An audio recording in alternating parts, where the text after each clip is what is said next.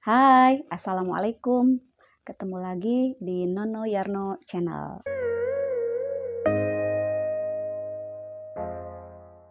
Kali ini kita akan membahas tentang persalinan normal dan persalinan sesar yang sudah saya alami. Penasaran? Ini dia.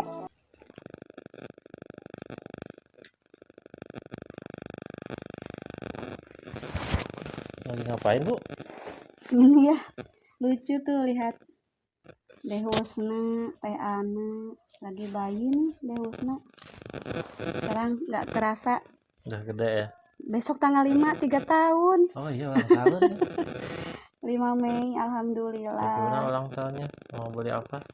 Beli apa ya? Beli Tuh gaun? lucu. Gak kerasa ya. Berarti Ramadan 3 tahun yang lalu ibu nggak puasa ya? Baru melahirkan ya.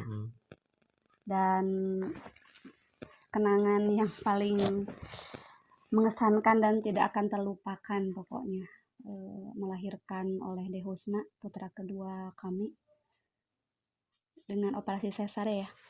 Kalau yang pertama enggak ya, lancar normal ya. Alhamdulillah, yang pertama lancar normal, malah bidannya dulu masih bisa di rumah. Jadi persalinan waktu itu Bisa di rumah. bisa di Bila rumah. dibandingkan persalinan pertama sama anak kedua, sakit yang mana? Sebenarnya dua-duanya juga sakit ya. Cuman dua-duanya ada resikonya, dua-duanya sakit. Cuman untuk apa, dari segi pemulihan mungkin lebih ekstra yang sesar operasi. Yang kedua ya. Jadi kalau memang harus memilih gitu, saya memilih selamat, pastinya selamat dan sehat gitu. Dan saya lebih memilih yang normal. Tapi kalau artis ada yang nggak mau sakit, memilih disesar, itu gimana itu? Nggak tahu. Apa disesarnya beda Mungkin lagi sesarnya ya? beda lagi. mungkin operasinya beda lagi yang super ya. Kalau ibu kan Jadi kemarin langsung palingnya dibuka, ambil, tutup lagi, selesai, nggak sakit. nggak tahu karena mungkin kondisi fisik ibu yang memang lagi lemah, nggak tahu gimana gitu.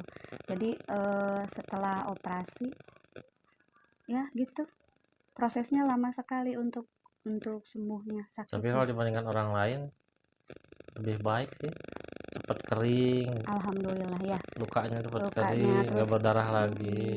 Alhamdulillah. Ya, waktu itu yang satu ruangan kan ada yang pakai infusan darah gitu kan. Kalau ibu waktu itu sehat ya? Sehat, Kuat. paling lancar alhamdulillah. Paling lancar Tapi alhamdulillah. kalau sakitnya ya pasti sakit, sama juga dibelek, Dioperasi. dioperasi pasti Ya sakit. pokoknya alhamdulillah bisa menjadi ibu, dan dengan 2 proses melahirkan yang berbeda.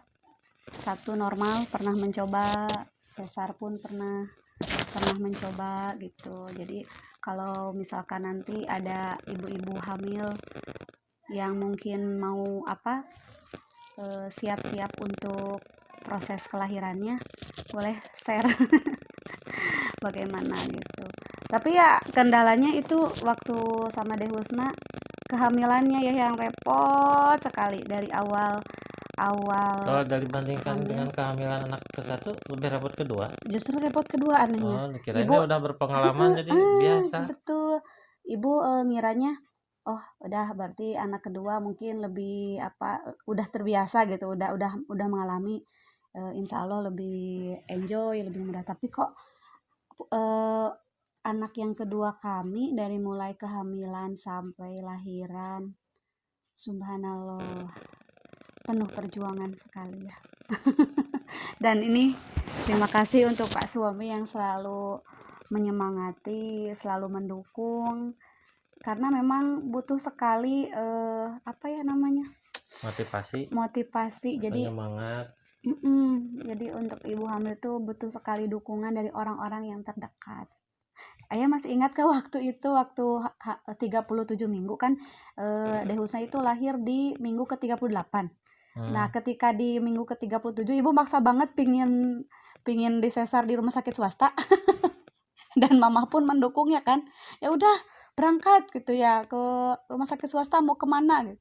Tapi waktu itu alhamdulillah ayah dengan percaya dirinya dan meyakinkan ke semua orang di rumah bahwa udah, pokoknya minggu depan ke rumah sakit umum daerah. Biar pakai apa? Biar gratis. Askes. Kalau sekarang kan harus pakai biaya mahal gitu. Lumayan buat nabung gitu. Udah pakai Askes minggu depan. Waktu itu galau kan? Ibu galau karena memang udah merasakan sakit dari awal kehamilan tuh, perut emang karena plasenta previa totalis, Kan ada pemirsa. masalah ya. Ya, dari minggu-minggu pertama oleh dokter kandungan sudah diponis bahwa saya mengalami kelainan namanya plasenta previa. previa Jadi apa itu totalis. plasenta previa totalis teh? Nah, jadi sekarang tahu bahwa plasenta previa totalis itu adalah kondisi plasenta menghalangi jalan lahir total. Jadi kan katanya ada yang sebagian itu masih bisa lahir normal. Tapi kalau kondisi ibu yang kemarin sampai 9 bulan itu nggak bisa berubah. Jadi plasentanya posisinya Di sana terus nggak bisa terus di pindah-pindah ya. bawah, tidak berpindah secara signifikan. Mungkin ada katanya ada Bu udah berpindah dulu waktu di salah satu dokter ya. Kita sampai beberapa dokter saking ingin ada beda hasil, iya. gitu. Jadi Tapi beda hasil malah jadi masalah lagi. benar sih. Sampai bidan desa pun angkat tangan waktu itu ya, ketika ibu bilang hasil prediksi dokter bahwa ibu nih plasenta previa totalis. Bu dokter malah bilang, maaf Bu, kalau ibu lahiran di sini saya cuma bisa mengobservasi, tidak bisa melakukan tindakan apapun katanya. Aduh sedih banget.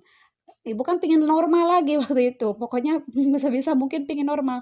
Tapi ketika sudah sampai genap 37 minggu waktu itu, dan bidan pun bilang seperti itu, ibu jadi mikir ya udahlah, pasrah aja, sesar juga nggak apa-apa.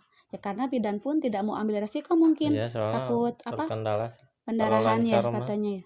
Takut pendarahan hebat, ya kalau misal kita udah divonis plasenta previa totalis, kemudian bidan memaksakan untuk melakukan tindakan, takutnya katanya ada itu apa-apa, resikonya bahaya. Pendarahan yang hebat bahaya nanti. untuk ibunya sendiri dan untuk bayi yang dilahirkannya gitu. Jadi bahaya. Maka dari itu check up ke dokter itu mungkin wajib dilakukan ya untuk ibu hamil, bukan cuma untuk pingin tahu kesehatan ibu dan anak, jenis kelamin ya. Kan kadang-kala ada nih pasangan muda yang kepoin jenis kelaminnya pengen jenis tahu ya. kelamin gitu. Kalau saya justru untuk anak yang kedua lebih fokus ke mau tahu perubahan plasentanya gitu. Kalau yang anak pertama justru nggak tiap bulan ke dokter, udah awal, kemudian nanti tengah-tengah, akhir pas mau lahiran gitu, mau ngecek apakah posisinya sudah posisi kepala anak udah udah di bawah atau belum gitu kan. Itu juga ngaruh juga. Kalau misalkan melintang kan harus ada lagi tindakan lain, bisa juga dioperasi sesar. Tapi waktu itu alhamdulillah untuk anak yang pertama posisinya sudah bagus dan alhamdulillah lancar normal di rumah. Kira-kira penyebab plasenta previa apa tuh? Pernah baca sih ya dulu teh, tapi lupa. Pernah baca ada yang katanya ibunya merokok, kan ibu nggak ngerokok. Iya. Terus yang katanya kecapean gitu waktu Kan biasa aja nggak terlalu capek ya. iya gitu, malah harus bed rest kan dulu ya, harus bed rest emang. Tapi memang sih ibu waktu itu memang nggak bisa bed rest, soalnya harus mengajar gitu. Ibu pinginnya cuti yang ibu ambil itu memang nanti waktu pas melahirkan aja, jadi ibu terkendala itu. Tapi ya gitu, ke sekolah pun sambil nggak terlalu aktif ya, nggak terlalu aktif. Biasanya kan ibu hamil yang usia kehamilannya kandungannya itu udah 7, 8, 9 bulan, harusnya kan beraktivitas ya. Harusnya banyak jalan gitu. Ngepel ya. Iya gitu, katanya Ngepel, harus jadi lancar. biar lancar lahirannya. Kalau ibu malah nggak bisa. Jadi jalan sedikit udah sakit gitu. Jadi bagian perut bagian bawah tuh serasa didorong. Enggak enak banget pokoknya ya. Itu unik banget.